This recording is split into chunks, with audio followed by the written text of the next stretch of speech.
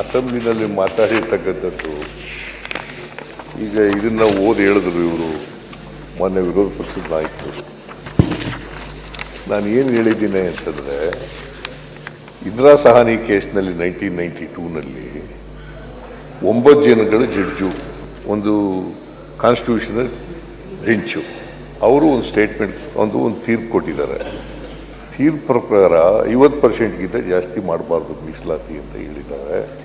SC/ST ಬಗ್ಗೆ ಮಾತಾಡಿಲ್ಲ, ನಾನು 50% ಮಾತಾಡಿದ್ದಾರೆ. ಅದಕ್ಕೆ ತಿದ್ದುಪಡಿ ತಗೊಬರ್ರಿ ನೋಡಿ, ನಾನು ಓದ್ಬಿಡ್ತೀನಿ ಮಾನ್ಯ ಅಧ್ಯಕ್ಷ. ಇಲ್ಲಿ ಹೇಳಿರ್ತಕ್ಕಂಥದ್ದು ಇದರಲ್ಲಿ ಪರಿಶಿಷ್ಟ ವರ್ಗ ಪರಿಶಿಷ್ಟ ಜಾತಿ ಹೇಳ್ತೀನಿ ಕೇಳ್ರಿ. ನಾನು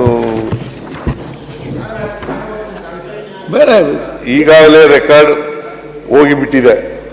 ನೀನ್ ಹೇಳಿ ಓದಿರೋದು ನಿನಗೆ ಹೇಳ್ತಾ ಇದ್ದೀನಿ ನಾನು. ನಿಮ್ಗೆ ಜಗಳ ಆಗಿದ್ದಿಲ್ಲಿ? ಹೌದೌದು, ಅದಕ್ಕೆ ಹೇಳ್ತಾ ಇದ್ದೀನಿ ನಾನು. ಈಗಾಗಲೇ ರೆಕಾರ್ಡಿಗೆ ಹೋಗಿಬಿಟ್ಟಿದೆ. ಹೇಳುವುದು ಒಂದು, ಮಾಡುವುದು ಒಂದು. ಇವರ ರಾಜ್ಯಪಾಲರ ಭಾಷಣದಲ್ಲಿ ನಾವು ಪರಿಶಿಷ್ಟ ಜಾತಿ, ಇವರ ರಾಜ್ಯಪಾಲರ ಭಾಷಣದಲ್ಲಿ ನಾವು ಪರಿಶಿಷ್ಟ ಜಾತಿ ಮತ್ತು ಪರಿಶಿಷ್ಟ ವರ್ಗದವರಿಗೆ ಮೀಸಲಾತಿಯನ್ನು ಉದ್ಯೋಗದಲ್ಲಿ ಮತ್ತು ಶಿಕ್ಷಣದಲ್ಲಿ ಕೊಟ್ಟಿದ್ದೇವೆ ಎಂದು ಬೆನ್ನು ತಟ್ಟಿಕೊಂಡಿದ್ದಾರೆ. ನಿಮ್ಗೆ ಹೇಳ್ತಾ ಇರೋದು, ಬೆನ್ನು ತಟ್ಟಿಕೊಂಡಿದ್ದಾರೆ. ಪರಿಶಿಷ್ಟ ಪಂಗಡದವರಿಗೆ, ಪರಿಶಿಷ್ಟ ಜಾತಿಯವರಿಗೆ 15ರಿಂದ 17%, ಪರಿಶಿಷ್ಟ ವರ್ಗದವರಿಗೆ 3ರಿಂದ 7%. ನೋಯಿಂಗ್ಲಿ ವೆಲ್ 50%ಗಿಂತ ರಿಸರ್ವೇಷನ್ ಹೆಚ್ಚಾಗಬಾರದು ಎಂದು ಇದೆ. 1992ರಲ್ಲಿ ಇಂದಿರಾ ಸಹಾನಿ ಕೇಸ್ನಲ್ಲಿ ಸುಪ್ರೀಂ ಕೋರ್ಟ್ ಡಿಸಿಷನ್ನಲ್ಲಿ ಬಹಳ ಸ್ಪಷ್ಟವಾಗಿ ಹೇಳಿದ್ದಾರೆ, ನೀವು ಮೀಸಲಾತಿಯನ್ನು 50%ಗೆ ಜಾತಿ ಮಾಡಬೇಕಾದ್ರೆ, ಪ್ರೊಟೆಕ್ಷನ್ ಸಿಗಬೇಕಾದ್ರೆ ಕಾನ್ಸ್ಟಿಟ್ಯೂಷನ್ ತಿದ್ದುಪಡಿ ಆಗಬೇಕು. ಕಾನ್ಸ್ಟಿಟ್ಯೂಷನ್ ತಿದ್ದುಪಡಿ ಆಗಬೇಕು. 9th ಶೆಡ್ಯೂಲ್ಗೆ ಸೇರಬೇಕು. ಯಾರು ಹೇಳಿರೋದು ಇದನ್ನ? ನಾನೇ ಹೇಳಿರೋದು. ನೀವು ಕಾನೂನು ಮಾಡಿದ್ದೀರಿ, ಆರ್ಡಿನೆನ್ಸ್ ಮಾಡಿದ್ದೀರಿ, ನಂತರ ಆಲ್ ಪಾರ್ಟಿ ಮೀಟಿಂಗ್ ಕರೆಯಲಾಗಿತ್ತು. ಆಲ್ ಪಾರ್ಟಿ ಮೀಟಿಂಗ್ ನಲ್ಲಿಯೇ ಹೇಳಿದೆ, ನೀವು ಇದನ್ನು ಮಾಡುವಾಗ ಮೂಗಿಗೆ ತುಪ್ಪ ಹಚ್ಚುವುದಕ್ಕೆ ಹೋಗಬೇಡಿ. ಇತ್ತೀಚೆಗೆ ನೀವು ಏನು ಮಾಡುತ್ತಿದ್ದೀರಿ ಎಂದರೆ, ಅಟ್ಲೀಸ್ಟ್ ಮೂಗಿಗೆ ತುಪ್ಪ ಹಚ್ಚಿದರೆ ವಾಸನೆ ಬರುತ್ತದೆ ಅಂತ ಎಂದು ಹಣೆಗೆ ತುಪ್ಪ ಹಚ್ಚಿದ್ದೀರಿ. ನೀವು ಹೇಳಿರೋದು, ನಾನು ಹೇಳಿರೋದು ನಿಮಗೆ. ಹೌದಪ್ಪ, ನಾನೇ ಹೇಳಿರೋದು ನಿಮ್ಗೆ. 50% ಸುಪ್ರೀಂ ಕೋರ್ಟ್ ಇದೆ. ಕೇಳ್ರಿ, ನಿಮ್ಗೆ ಅರ್ಥ ಆಗದೆ ನಾವು ಏನ್ ಮಾಡೋದು? ಅಲ್ಲ, ಸುಪ್ರೀಂ ಕೋರ್ಟ್ ಡಿಸಿಷನ್ ಇದೆ, ಅದು ಗೊತ್ತಿದೆ ಸರ್, ಅದು ಗೊತ್ತಿದೆ. ಅವತ್ತು ಚರ್ಚೆ ಆಯ್ತು. ನಾವು ಹೇಳಿದ್ರಿ ಎಕನಾಮಿಕಲಿ ಅದೆಲ್ಲ ಚರ್ಚೆ. ಸುಪ್ರೀಂ ಕೋರ್ಟ್ ಡಿಸಿಷನ್ ಇದೆ, ಮಾಡ್ಲಿ. ಇನ್ನೊಂದು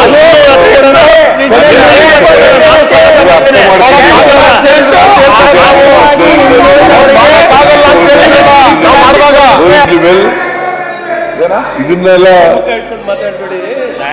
ಕಾನೂನಿನಲ್ಲಿ ಸುಪ್ರೀಂ ಕೋರ್ಟ್ 50%ಗಿಂತ ಜಾಸ್ತಿ ಮಾಡಬಾರದು. ಈಗ ಏನಾಗ್ತದೆ, 50ರಿಂದ 56% ಆಗುತ್ತೆ. ಸುಪ್ರೀಂ ಕೋರ್ಟ್ ಡಿಸಿಷನ್ ಹೇಳಿದೆ ನಾನು ಅಷ್ಟೇ. ಈ ತರ ಇದೆ, ಸಲಹೆ ಕೊಟ್ಟಿದ್ದೆ, ಡಿಸಿಷನ್ ಈ ತರ ಇದೆ. ಇನ್ನೊಂದ್ಸಾರಿ ಹೇಳ್ತೀನಿ ನೋಡಿ. ನಾನೇ ಸುಪ್ರೀಂ ಗೊತ್ತಾಗೋದಿಲ್ಲ. ಸೊ 50% ಮುಖ್ಯಮಂತ್ರಿಗಳೇ 10% ಏನು ಆರ್ಥಿಕವಾಗಿ ಕೂತ್ಕೊಳ್ಳಿ, ಅದನ್ನು ಸುಪ್ರೀಂ ಕೋರ್ಟ್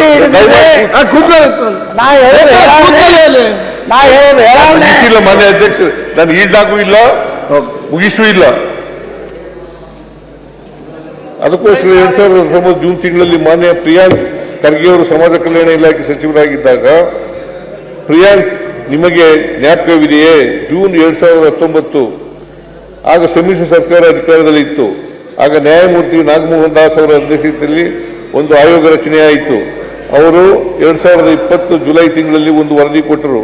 ಅದರಲ್ಲಿ SCಗಳಿಗೆ ಮೀಸಲಾತಿಯನ್ನು 15ರಿಂದ 17ಗೆ ಹೆಚ್ಚು ಮಾಡಬೇಕು, STಗಳಿಗೆ 3ರಿಂದ 7%ಗೆ ಹೆಚ್ಚು ಮಾಡಬೇಕಾದ ಶಿಫಾರಸು ಮಾಡಿದ್ದಾರೆ.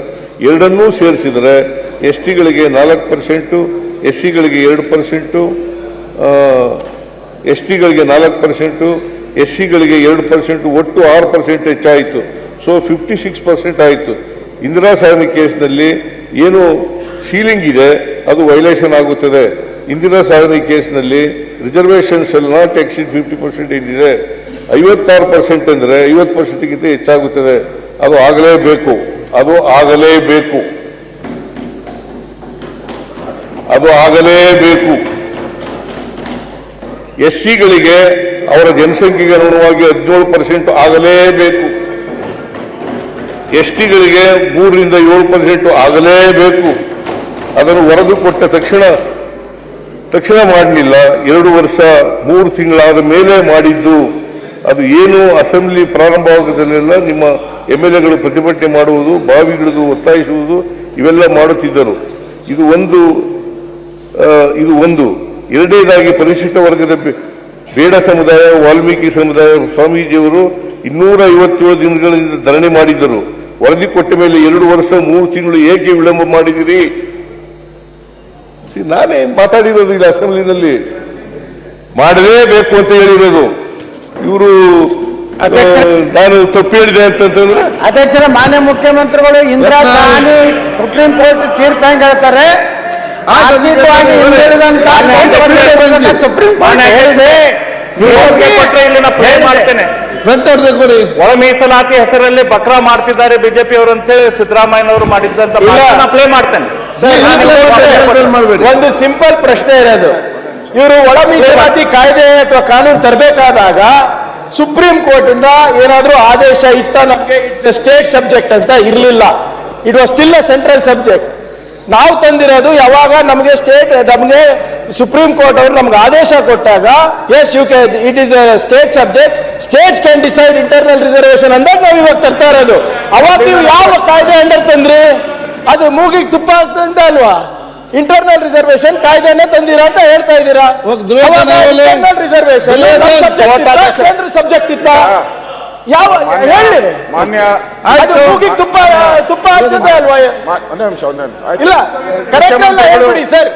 ಈಗ ದಾರಿ ಅಶೋಕಣ್ಣ ಸರ್, ಇದು ಸೆಟ್ಲ್ ಆಗಿ ಮ್ಯಾಟ್ರು.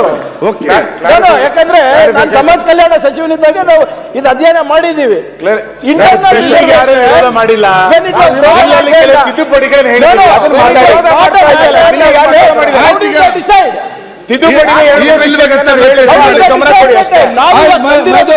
ಸನ್ಮಾನ್ಯ ಸುಪ್ರೀಂ ಕೋರ್ಟ್ ಅವರು ಇದ್ದಾರೆ. ಬೇಡ, ನಾವು ಜಸ್ಟ್ ನಮ್ಮ ಉಪನಾಯಕರ ಪ್ರಶ್ನೆ ಬಂದಾಗ ನಾವು ಅವ್ರ ಬೆಂಬಲಕ್ಕೆ ನಿಲ್ಬೇಕು, ನಮ್ಮ ಕರ್ತವ್ಯ.